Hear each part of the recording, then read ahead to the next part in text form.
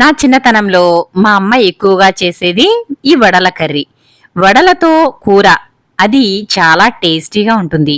చిన్నతనంలో ఆరుబయట కూర్చున్నప్పుడు పెద్దవాళ్ళు మాట్లాడుకునేటప్పుడు ఏం కూర వండుకున్నారు అని అడిగితే చాలా మంది చెప్పే సమాధానం వడలతో కూర చేశాను అని.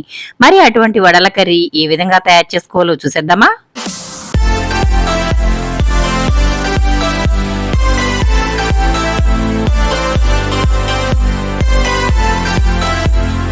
ముందుగా వడలు తయారు చేసుకోవడానికి పచ్చిశనగపప్పు అయితే నానబెట్టుకోవాలి. పచ్చిశనగపప్పుని 1 గంట నానబెట్టుకుంటే సరిపోతుంది.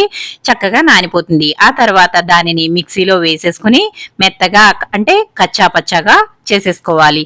అందులోనే నేను 1 అర స్పూన్ వరకు జీలకర్ర వేశాను. ఆ తర్వాత కొంచెం కరివేపాకుని సన్నగా తురుముకుని వేసుకున్నాను. అలాగే అందులోనే అల్లం ముక్కలు వేసుకుంటున్నాను. మీ దగ్గర అల్లం వెల్లుల్లి పేస్ట్ ఉన్నా కూడా వేసుకోవచ్చు.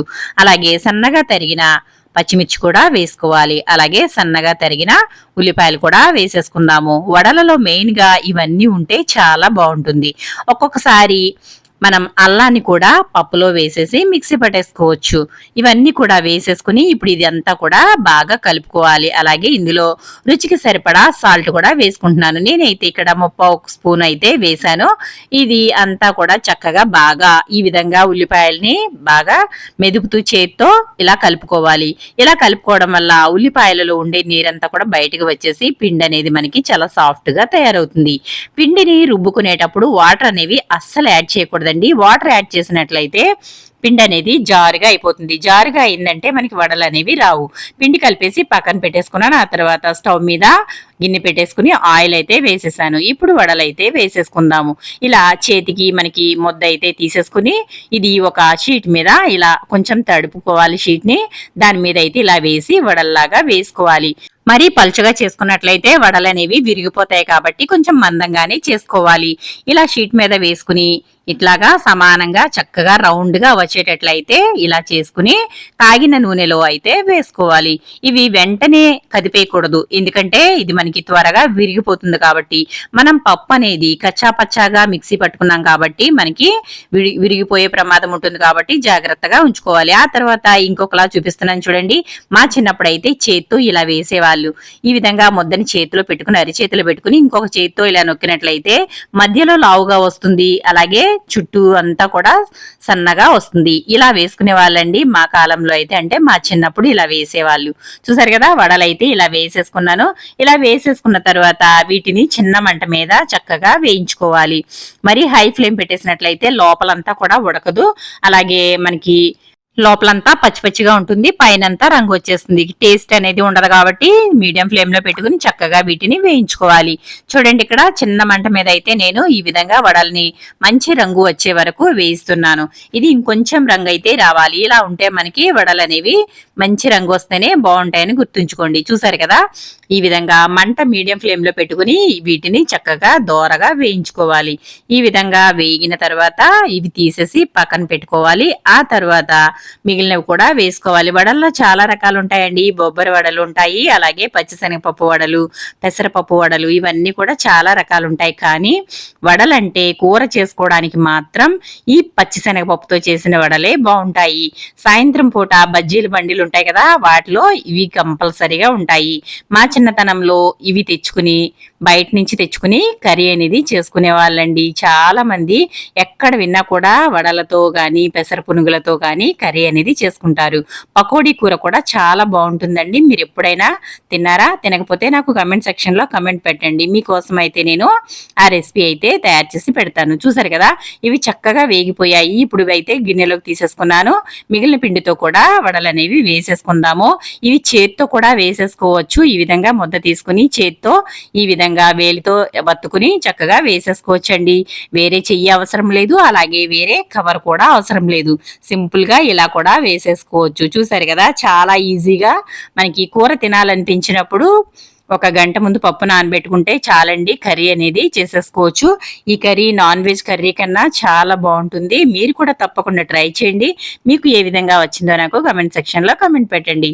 చూసారు కదా, ఇవి కూడా వేగిపోయాయి. ఇప్పుడు వీటిని కూడా తీసేసుకుందాము. ఇప్పుడు మొత్తం వడలైతే అయిపోయాయి కదా. ఇప్పుడు ఇంకా మన కర్రీ ప్రాసెస్ అయితే చూసేద్దాం. చూడండి ఎంత బాగా ఉన్నాయో కదా, ఎంత ఎర్రగా వేగాయో. ఇలా వేగితే మనకి ఈ కర్రీ అనేది చాలా బాగుంటుంది. వీటిని మసాలా వడ అనే అంటారండి. ఇప్పుడు ఇంకొక స్టవ్ మీద బాండి అయితే పెట్టేసి కర్రీకి సరిపడా ఆయిల్ అయితే వేస్తున్నాను. ఈ ఆయిల్ వేసుకున్న తర్వాత ఇప్పుడు ఇందులోనే ఒక చిన్న దాల్చిన చెక్క ముక్క, అలాగే ఒక 3 వరకు లవంగాలు వేసుకున్నాను. ఇవి కొంచెం వేగిన తర్వాత మనం కట్ చేసి పెట్టుకున్న ఉల్లిపాయ, పచ్చిమిర్చి కూడా వేసేసుకోవాలి. ఇప్పుడు ఈ వడల కర్రీ రెస్టారెంట్లలో కూడా దొరుకుతుందండి. చాలా టేస్టీగా ఉంటుంది. సుబ్బయ్య గారి హోటల్ అంటారు కదా, నేను చాలా సార్లు విన్నాను. అంటే నేను ఎక్కడికి వెళ్ళలేదు కానీ చాలా సార్లు విన్నాను. పునుగుల కూర అలాగే ఈ వడల కర్రీ కూడా మెనూలో ఉంటుందట. అంత ఫేమస్ అండి ఈ వడల కర్రీ. చూసారా, ఇప్పుడు నేనైతే ఉల్లిపాయలు అయితే ఒక 4 ఉల్లిపాయల్ని చిన్న ముక్కలుగా కట్ చేసుకున్నాను. ఒక 2 పెద్ద పచ్చిమిర్చిని అయితే కట్ చేసి ఈ విధంగా సన్నగా కట్ చేసి అయితే వేసుకున్నాను. చూసారు కదా, ఈ వీటిని ఇప్పుడు మనం కొంచెం ఎర్రగా దోరగా వేయించుకోవాలి. మరీ దగ్గరగా అయిపోవాల్సిన అవసరం లేదండి. కొంచెం వేగితే సరిపోతుంది. మన కూర అనేది బాగుంటుంది. ఇక్కడ నేను తయారు చేసేది వడల పులుసు, కానీ ఇది మనకి దగ్గరగానే అయిపోతుంది. మనం ఎంత పులుసు పెట్టుకున్నా కూడా వడలు వేసిన తర్వాత పులుసు అంతా కూడా వడలు లాగేసుకుని కర్రీ అనేది చాలా బాగుంటుంది. చూడండి, ఇక్కడ ఉల్లిపాయలు అయితే ఈ విధంగా వేగాయి కదా. ఇప్పుడు ఇంకొంచెం సేపు అయితే వేయించుకోవాలి. ఇలా వేయించుకోవడం వల్ల ఉల్లిపాయల్లో నీరంతా కూడా వచ్చేసి ఉల్లిపాయ చక్కగా మగ్గుతుంది. ఇలా వేయించుకున్న తర్వాత ఇందులోనే ఇప్పుడు 1 స్పూన్ వరకు అల్లం వెల్లుల్లి పేస్ట్ అయితే వేసుకుందాము. అల్లం వెల్లుల్లి పేస్ట్ వేసుకోవడం వల్ల ఈ కర్రీ అనేది మరింత రుచిగా ఉంటుంది. చూడండి, నేనైతే ఇక్కడ ఒక ఫుల్ స్పూన్ వేసాను, మరొక పావు స్పూన్ వరకు కూడా వేసాను. అంటే నేను తీసుకున్నది చిన్న స్పూన్ కాబట్టి మీరు తీసుకున్నట్లయితే ఒక పెద్ద స్పూన్తో 1 స్పూన్ వేసుకుంటే సరిపోతుంది. ఈ అల్లం వెల్లుల్లి పేస్ట్ పచ్చివాసన పోయే వరకు బాగా వేయించుకోవాలి. ఇలా వేగిన తర్వాత దీంట్లో మనం ఇవి వేగిన తర్వాత ఉప్పు, కారం, పసుపు వేసుకోవాలి. అల్లం వెల్లుల్లి పేస్టు పచ్చివాసన పోయే వరకు మాత్రం కంపల్సరిగా వేయించుకోవాలి. అప్పుడే మనకి కూర అనేది రుచిగా ఉంటుంది. చూడండి, అల్లం వెల్లుల్లి పేస్ట్ అయితే చక్కగా వేగిపోయింది. ఇప్పుడు ఇందులో నేను ఒక 1/2 స్పూన్ వరకు పసుపు, అలాగే 1.5 స్పూన్ సాల్ట్ వేసాను. ఆ తర్వాత కారం వేస్తున్నాను. మనం చేసుకునేది వడల కర్రీ కాబట్టి ఇది కొంచెం స్పైసీగా ఉంటేనే బాగుంటుంది కాబట్టి నేనైతే ఒక 3 స్పూన్ల వరకు కారం వేసుకున్నాను. ఈ కారం వేసుకున్న తర్వాత ఇప్పుడు ఇదంతా కూడా బాగా కలుపుకోవాలి. ఈ విధంగా కలుపుకుంటే మనకి కూర అనేది బాగుంటుంది.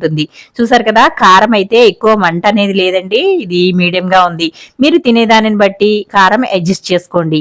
చూసారు కదా, ఇలా అయితే బాగా వేయించుకోవాలి. ఇలా వేయించుకున్న తర్వాత ఒక 2 నిమిషాల పాటు కారం పచ్చివాసన పోయేలాగా దీన్ని ఇలా వదిలేయాలి.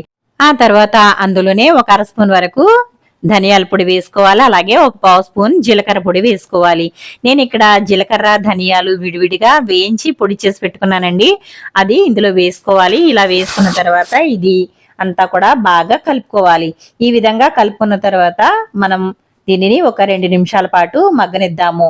ఇది ఇలా మగ్గడం వల్ల పచ్చివాసన అనేది పోతుంది, కారం అనేది. చూసారు కదా, ఆయిల్ అయితే బయటకైతే వచ్చేసింది. ఈ విధంగా వచ్చిన తర్వాత ఇప్పుడు ఇందులో మనం సరిపడా వాటర్ వేసుకోవాలి. మనం పులుసు పెట్టుకుంటున్నాం కాబట్టి కొంచెం వాటర్ అనేవి ఎక్కువగానే పడతాయి. ఇదిగోండి, నేను ఇక్కడ ఈ గ్లాస్ తో ఒక 3 గ్లాసుల వరకు వాటర్ అయితే వేస్తున్నాను. ఎందుకంటే ఇది బాగా మరగాలి కదా. ఇలా మరగాలి కాబట్టి నేనైతే కొంచెం వాటర్ ని పులుసులాగా వేసుకుంటున్నాను.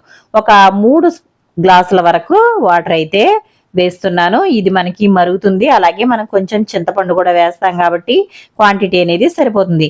చూడండి, ఇది మన హై ఫ్లేమ్ లో పెట్టుకుని అయితే మరిగించుకోవాలి. ఇది ఎంత మరిగితే పులుసు అనేది అంత బాగుంటుంది. చూడండి, మరగడం అయితే మొదలైపోయింది. ఇప్పుడు మూత అయితే పెట్టేసి ఒక 10 నిమిషాల పాటు దీనిని హై ఫ్లేమ్ లోనే మరగనిద్దాము. బాగా మరిగితే బాగుంటుంది. చూసారు కదా, ఇదిగోండి దగ్గరికి అయితే వచ్చేసింది. ఇలా చక్కగా ఉడికిపోయింది. పులుసు అయితే మంచిగా స్మెల్ అయితే వస్తోంది, మసాలా స్మెల్. మరి ఇలా ఉడికిపోయిన తర్వాత ఇప్పుడు ఒకసారి అయితే కలిపేసుకోవాలి. మనకి పులుసు కాబట్టి ఇది అడిగంటది కాబట్టి జాగ్రత్తగా కలిపేసుకోవాలి. ఇలా కలుపుకున్న తర్వాత చింతపండు రసం వేసుకుందాం. ఇందులో నేను ఇక్కడ చింతపండు వేస్తున్నాను. మీకు ఒకవేళ అది నచ్చకపోతే కనుక దీనిని స్కిప్ చేసేయచ్చు. పులుసు కాబట్టి నేను ఇక్కడ చింతపండు వేస్తున్నాను. పులుసు వేసుకుంటే బాగుంటుంది. నేను ఇక్కడ చిన్న నిమ్మకాయ అంత చింతపండు తీసి పులుసు అయితే తీసి వేసాను. ఈ పులుసు కూడా కొంచెం ఉడకనిద్దాము. ఎందుకంటే మనం చింతపండు వేసాం కదండి, కాబట్టి పులుసు అయితే కొంచెం మరగనిద్దాము. మరగడం స్టార్ట్ అయిన తర్వాత మనం తయారు చేసి పెట్టుకున్న వడలు అయితే వేసేసుకోవచ్చు. ఇప్పుడు మూత అయితే పెడుతున్నాను. ఒక 2-3 నిమిషాల పాటు దీనిని ఉడకనిద్దాం. చూడండి 2 నిమిషాల తర్వాత అయితే నేను చూపిస్తున్నాను. ఆయిల్ అంతా కూడా సపరేట్ అయిపోయింది. మన పులుసు అయితే రెడీ అయిపోయింది. మరి ఇప్పుడు మనం తయారు చేసి పెట్టుకున్న వడలను అయితే ఇందులో వేసేసుకోవచ్చు. సేమ్ ప్రాసెస్ అండి. వడలు అలాగే పెసర పునుగులు, పకోడీ ఏదైనా సరే ఇలాగే కర్రీ అనేది తయారు చేసుకోవచ్చు. నాన్ వెజ్ కన్నా ఏ వెజిటేబుల్స్ కన్నా కూడా చాలా బాగుంటుందండి ఈ కర్రీ. మీరు కూడా ఒకసారి తప్పకుండా ట్రై చేయండి ఫ్రెండ్స్. చూసారు కదా, ఇలా తయారు చేసి పెట్టుకున్న వడలను అయితే వేసేసుకోవాలి. మనం వడలు వేసినప్పుడు పులుసుగా ఉంది కదా, ఇది కొంచెం ఉడికేసరికి వాటర్ అంతా కూడా అంటే పులుసు అంతా కూడా ఈ వడలు అయితే పీల్చేసుకుని జ్యూసీగా చక్కగా తయారవుతాయి. ఇలా ఒకసారి బాగా కలిపేసుకుని పులుసు అంతా కూడా పులుసులోకి వడలు ములిగేలాగా ఒకసారి కలిపి తర్వాత మూత అయితే పెట్టేసుకుని ఒక 2-3 నిమిషాల పాటు ఉడకనిచ్చినట్లయితే మన కూర అనేది రెడీ అయిపోతుంది. మూత అయితే పెట్టేసి చూడండి, ఇక్కడ ఒక 2 నిమిషాల తర్వాత అయితే చూపిస్తాను మీకు. చక్కగా మనకి ఆయిల్ అయితే బయటికి తేలింది కదా, మెల్లగా ఉడుకుతుంది. ఇప్పుడు మూత పెట్టాను. ఒక 2 నిమిషాల తర్వాత చూపిస్తాను. చూడండి చక్కగా వడలు అయితే ఏ విధంగా పైకి వచ్చాయో, ఉబ్బిపోయి చక్కగా పైకి అయితే వచ్చాయి. మరి పులుసు అయితే చక్కగా పీల్చేసుకున్నాయండి. అదిరిపోతుంది. కూర అయితే గుమగుమలాడిపోతుంది. ఎప్పుడెప్పుడు టేస్ట్ చేద్దామా అని అయితే ఉంది నాకైతే. ఈ విధంగా వండినప్పుడు నేనైతే వడల్ని వట్టిగానే తినేస్తానండి. అంటే కూరలో రైస్ లో కన్నా విడిగానే తినేస్తాను. అంత బాగుంటాయి ఈ వడల కర్రీ అయితే, చాలా బాగుంటుంది. చిన్నప్పుడు నేను బాగా తినేదానిని ఈ కర్రీ. చూసారు కదా, మన కర్రీ అయితే రెడీ అయిపోయింది. ఇప్పుడు ఈ విధంగా ఒకసారి మళ్ళీ రెండో వైపుకి అయితే టర్న్ చేసేసిన తర్వాత స్టవ్ అయితే ఆఫ్ చేసేసుకోవడమే. దీనిపైన కొంచెం కొత్తిమీర అలాగే కరివేపాకు అయితే కంపల్సరిగా వేసుకోవాలండి. ఈ విధంగా రెండో వైపుకి కూడా తిప్పేసుకున్న తర్వాత ఇందులో కొంచెం గరం మసాలా వేసుకోవాలి. ఒక 1/2 స్పూన్ వరకు గరం మసాలా వేసుకుంటే మన కూర అనేది బాగుంటుంది. చూసారు కదా ఏ విధంగా చూడండి ఒకసారి వడలు చక్కగా తయారయ్యాయి కదా. కూర చూస్తుంటే చాలా నోరు ఊరిపోతుందండి. అదిరిపోయింది కూర అయితే. ఈ విధంగా ఒకసారి బాగా కలిపేసుకోవాలి. రెండో వైపు కూడా తిప్పి కలిపేసుకున్న తర్వాత ఇప్పుడు దీనిని ఇంకొక 2 నిమిషాలు ఇలాగా ఉంచేసేద్దాము. ఇప్పుడు ఇందులో ఒక 1/2 స్పూన్ వరకు గరం మసాలా అయితే వేస్తున్నాను. చాలా తక్కువగానే వేసుకోవాలి. ఆ తర్వాత కొంచెం కరివేపాకు వేసుకోవడం వల్ల ఈ వడల పులుసు అనేది స్మెల్ అయితే చాలా బాగుంటుంది. టేస్ట్ కూడా అదిరిపోతుందండి. కాబట్టి ఇలా కంపల్సరిగా మీరు కొత్తిమీర కరివేపాకు కూడా వేసుకోండి. ఇదంతా కలిపేసుకున్న తర్వాత నేను ఇంకా కూర అనేది స్టవ్ అయితే ఆఫ్ చేసేస్తున్నాను. చివరగా కొత్తిమీరతో గార్నిష్ చేసుకుంటే మన వడల కర్రీ అయితే రెడీ అయిపోతుంది. రైస్లోకి అలాగే చపాతీలోకి దేంట్లోకైనా చాలా బాగుంటుందండి ఈ కర్రీ. చూసారు కదా ఎంత దగ్గరగా అయిపోయిందో కూర అయితే. ఇంకా నేనైతే స్టవ్ అయితే ఆఫ్ చేసేస్తున్నాను. ఇదిగోండి మన కూర రెడీ అయిపోయింది. నేను కరివేపాకు వేసాను కానీ కొత్తిమీర వేయడం మీకు చూపించలేదు. తర్వాత కొంచెం కొత్తిమీర వేసాను. మన కర్రీ అయితే ఆయిల్ ఎలా తేలిందో చూడండి. కూర అయితే రెడీ అయిపోయింది. ఇప్పుడు స్టవ్ అయితే ఆఫ్ చేసేసుకుని బౌల్లోకి అయితే తీసేసుకుందాము.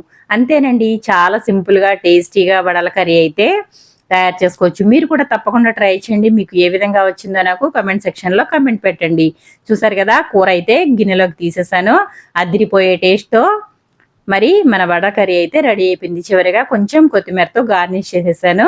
చూసారు కదా, మరి వీడియో నచ్చిందా? నచ్చితే కనుక లైక్ చేయండి, షేర్ చేయండి, సబ్స్క్రైబ్ చేయండి. మరిన్ని మంచి వంటల కోసం సుగుణ వంటలు ఫాలో అవ్వండి. మీకు కొత్త రెసిపీస్ కావాలంటే నా కమెంట్ సెక్షన్లో కమెంట్ పెట్టండి.